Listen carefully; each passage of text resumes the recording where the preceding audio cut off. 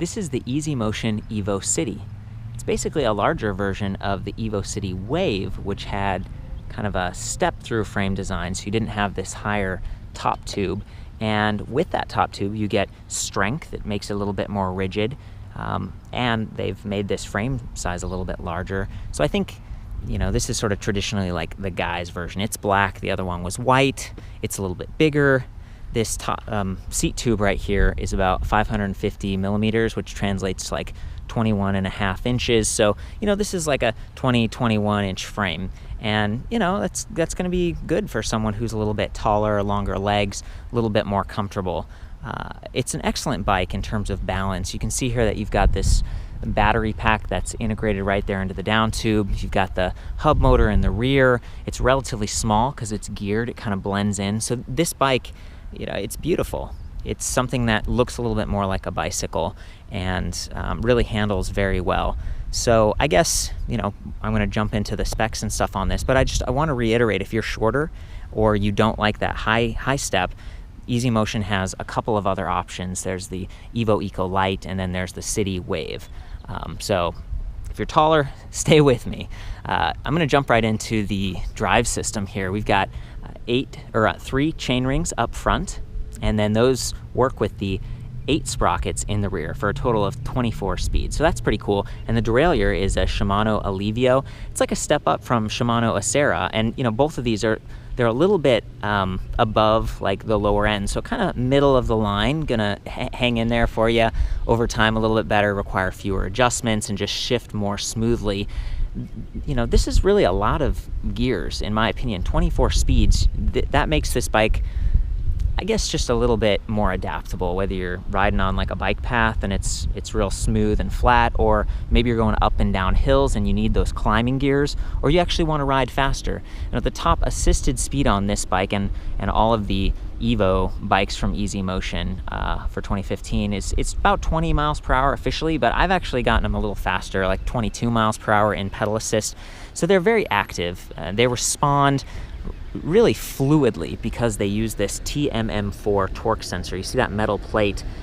As that sort of bends as you pull this chain, the motor responds. The controller is actually measuring that strain instead of just listening for an on-off, which is what a lot of electric bikes do. They just have a cadence sensor. So that's really cool. It's a bicycle type of bike. You really get that feeling when you're riding it, that it's just smooth and it's intuitive to work with mechanically. One downside of that, however, is that the motor cuts out a little slow when you stop pedaling. I think they've done that to reduce surge, which is, you know, there are bikes out there where you pedal and it's like, you know, it's like on off. This one, it's like, and it kind of fades. And that's not a bad thing. It keeps it smooth, but it does mean that there are moments where you've stopped pedaling, you want the bike to stop, it's going to keep going. And that's where these awesome brake levers come in. These are Tektro Ruga E-Comp, so they're specifically designed for e-bikes, and they've got a hydraulic line coming off of them. They are hydraulic disc brakes, and they also have sort of a wire sensor, like a mechanical element. So when you pull the brake, when you activate them, they cut power to the motor instantly, and that's awesome. That's a really good thing. I've also noticed that sometimes going off-road with these or on bumpy terrain, the chain, depending on what your gear you're in, it can kind of bounce around a little bit, and that sometimes has triggered the torque sensor on me. So again, if you just kind of activate those brakes a little bit, it's going to keep the motor from going off. Okay, so talked a little bit about the different gears and everything. This bike, just weighed it. It's about 59 pounds, so it's not light. There are, you know, a lot of other electric bikes that weigh in the 50 pounds or even the high 40s. You know, they're all much heavier than a traditional bicycle because of the battery and everything. I think this one's a little bit heavier because it has a suspension fork. It's nice that this does have lockout, so you can reduce bobbing and make it, you know, purely stiff if you're always on smooth, or you can kind of add, you know, a little bit of suspension, but this adds weight. Got the lights that are integrated front and rear, and those activate as soon as you start pedaling the bike. It's really cool. They actually run off of this Shimano dynamo hub right here in the front, but that also adds weight, you know, so it's a great safety feature. You're always going to have lights. Even if this main battery runs out of juice, you're gonna have safety. And of course there's reflectors. We've got a nice built-in reflector on the rack as well. This is sort of a pannier blocker on the side that's gonna keep bags from bumping into your tire and spokes as you ride, but that adds weight. Okay, we've got fenders, full length, front and rear. That adds a little bit more weight as well, but they do have these sort of finger adjustments, so you can kind of true them up if they get bumped out on the road. So really cool stuff all around. Great features. Nice little chain guard so that you don't get your pants greasy and stuff on the chain as it goes through those 3 chain rings on the front. And I guess I want to call out while we're looking at the wheels and stuff that the rear wheel has this really great setup. There's this plastic arm that you can kind of spin like this and then lock in, and you can actually take the wheel off. It's a quick release system, so you can service this rear wheel tool free on the trail.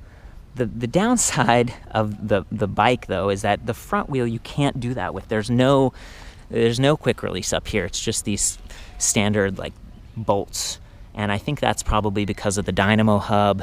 You got this extra wire, and it's sort of screwed onto that front fork arm. So this isn't quite as serviceable as some of the Easy Motion's like off-road bikes where both wheels offer quick release, but it's still nice that they have some of those features in the back. I do want to call out the motor here. This is a 350 watt geared hub motor design. 350 watts is kind of average, but this actually peaks around 550, so it's very capable. It's small, it's kind of quiet, but you do have the gears in there, so there's a little more of a sound depending on how fast you're going, how much power you're exerting. So I'd say it's fairly capable. I've been impressed with it. And for 2015, they sort of redesigned it so that the wire for the power going to the motor, it comes out on the left side, and it's tucked behind this chainstay and behind the quick release arm. So if the bike ever tips over, the cable is much more protected. In the past, it was over here on the right, and it was more exposed. And you can see the derailleur arm is still exposed, just like most bikes. It's kind of, but at least the motor's a little bit more tucked away now. So that's nice.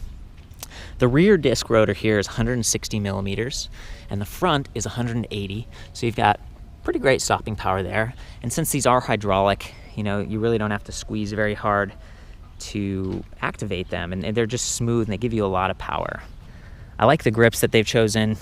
They're kind of middle of the line. They're ergonomic, they look cool, but they don't have lockers or anything. So if you really bear down on them, they could spin and twist a little bit. Got this nice Cellular Royale gel saddle, fairly active. See, it's kind of a narrow nose on this. Awesome saddle. I think it smooths out the ride and just gives you that extra level of comfort that comes in handy when you're going on curbs and sidewalks and stuff in the city. It pairs really nicely with that suspension fork. So all around, great bike. And I guess the tires here, these are Kenda sort of hybrid tires. See, they're fairly narrower than their mountain bike or the Evo Street, but they're also wider wheels. Okay, so these are 700 by 38C. So it's a little bit larger. It's like about 28-inch diameter, whereas a lot of the other sort of city bikes are kind of 26-inch, and that brings the whole bike down to the ground. So this one, the whole thing is designed to be a little bit larger. Higher top tube, larger wheels, brings the whole frame up. But these are puncture-resistant tires, and they've got this nice reflective sidewall that's going to make you visible and increase your visual footprint even more, along with those other reflectors and stuff. So good stuff all around. Again, the frame only comes in this one standard size and this one color combo, but it's pretty handsome. Black with the blue accents and stuff. Okay, so we've talked a little bit about the motor. I want to jump into the battery because it's also pretty good setup. It's really well integrated into the frame. It just blends right in, as we talked about before. And you can easily take it off with this key here. Just sort of put that in, twist it. You can see the battery sort of springs up a little bit. Take it out. You can see where it seats onto the down tube really nicely. And then if we look at it, this one has extra tape on it, but this is a 36 volt, 11.6 amp hour. It uses Samsung cells. It's got a 2-year warranty along with the bike itself. So really solid stuff here. And it's only 5.5 pound battery, so it's fairly lightweight. They're basically using really energy dense cells. So higher end, more expensive cells that keep it lightweight and compact. but they should still last a long time and be fairly durable. They're lithium ion. It's got this nice built-in LED power indicator. So if you brought this inside and you were charging it and you wanted to remember, like, had I charged it or not, you can hit that button real quick. You don't have to mount it to the bike to figure that out. Here's the battery charger over here. It weighs about 1.5 pounds, and you know, it's relatively small and compact. It's a nice little thing, kind of like a laptop charger. And it comes with sort of 2 ends. This bit right here plugs right into the frame. So one of the beautiful things about this new bike and this new battery design compared to the older Neo bikes is that you couldn't charge the bike. You basically had to take the battery off every time. And as you see, it's setting on its back right now. That could scratch it. It's just, you know, it's more effort. But for people who bring their whole bike inside to protect it, it's nice to be able to just plug right in. And you can do that with this little port down here. See that? That is what this charge plugs into. So very cool. You do have to be careful though, because if you got that plugged in and you accidentally pedal backwards, you can bust it off. So you got to be real careful about that. This extra dongle that it comes with, this plugs directly into the battery and kind of mates to the main charger right here. So you've got a couple of different options. It'd be nice if it was the same plug for both, so you didn't have to worry about losing this, but it's not terrible. You know, and again, this battery is a big improvement from their last one. It's 30% larger. The old Easy Motion batteries were 36 volt, 9 amp hours. And again, this one's 11.6 amp hours. So I'm gonna just pop this back on like this. There we go. There we go. Okay, great. So we're all set up. We got the motor, we got the battery. The controller is built into the bike, so you don't have to worry about that. There's no extra boxes or wires, that kind of thing. Okay, so I've kind of turned the bike around a little bit.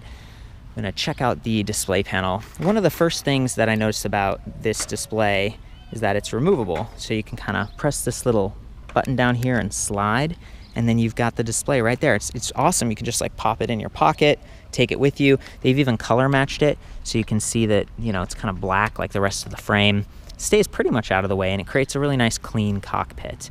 And you've got shifters on the left for that front derailleur, and little trigger shifters on the right for the rear. You've got a little basic bell, brakes, handlebars, and then just one interface where you can control everything. So to activate it, you press the power button, and you have to hold it for a few seconds, a little bit longer than some of the other bikes I've tested.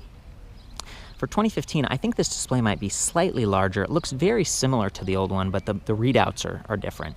So the first thing you see here is your speed in miles per hour.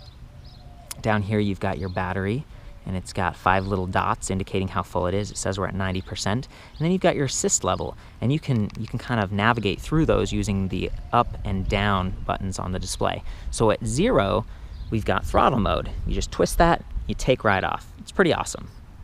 However, if you want to get a little bit more efficiency and get a workout, you can use the pedal assist. The first level is 30%, the next is 50%, up to 70%, and then 100%, okay? And of course, the higher you go, the more peppy the bike's gonna feel, but you're gonna, you know, wear down that battery quicker. You're not gonna get the same kind of range. Easy Motion estimates like, oh, 60 miles. I think that's sort of best case, you know, on flat terrain and stuff, and maybe it depends on your weight and everything, but, and even the wind. But it should get good distance, especially if you're in those lower levels of assist. One complaint I have is that when I'm riding, I do like to ride in that first level, the lowest level of assist. I'm pedaling along, I'm getting a little bit of help, everything's going great, and then I hit a hill, and I would love to just be able to like twist that throttle, but as you can see, the throttle is disabled when you're in pedal assist, okay? So, you know, all that means is you have to click down, then use the throttle. Or alternatively, I could click up real quick and I'd get even more boost from the motor. So keep that in mind. If you want to activate backlighting for this display, you hold down on the lower arrow for a couple seconds, and then you see there's an icon there for lighting. So that's cool that they built that in. And then if you want to explore these other readouts, you press the middle power button again a couple times. So right now we're looking at the odometer, like total distance this bike has ever gone. We press it once and it says total time, like in hours. And then one more time, and it says top speed ever, like total. So there's three sort of like sub-menus. And then if we click it one more time, it goes from total to trip. So it says for this trip, here's how far we've gone, here's how long we've been doing this, and here's the top speed.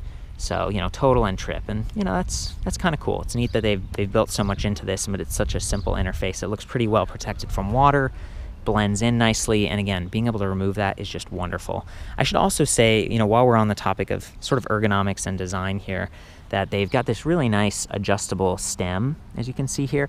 You don't even need tools. You just sort of pull this down and then kind of lift that up, and the bars go up and down, and you can even sort of twist them. I've got it sort of set up for me right now just fine, so I'm going to leave that. But it's wonderful that there are so many parts on this bike, like the fenders, the stem, the rear wheel, that you don't have to have tools in order to kind of refine. So it's a well done bike. Easy Motion is part of BH.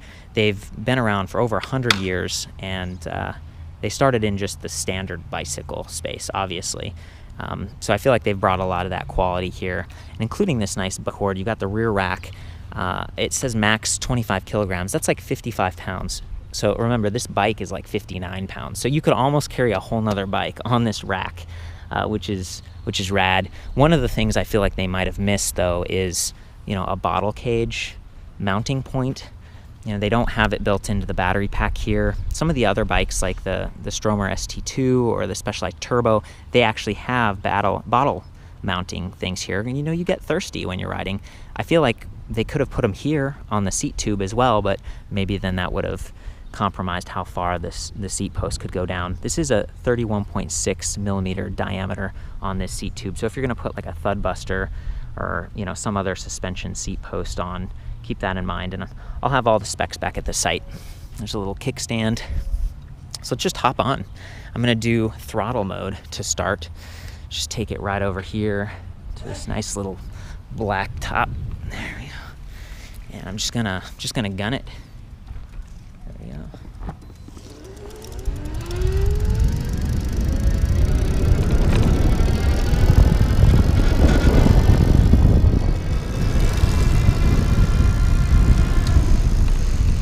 Whoa, dog crossing.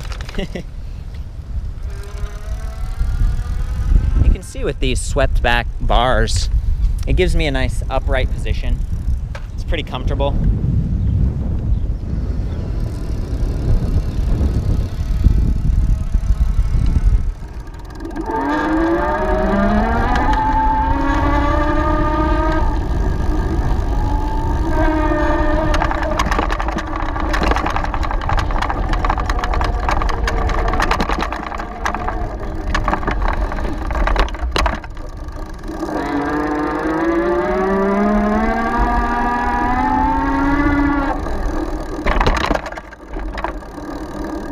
Okay, so now I'm going to use pedal assist, and you can see how responsive it is. So watch for when I stop pedaling and listen for that motor, because a lot of times it kind of keeps going for a couple seconds. Take it all the way up to the highest level. And I'm going to switch gears.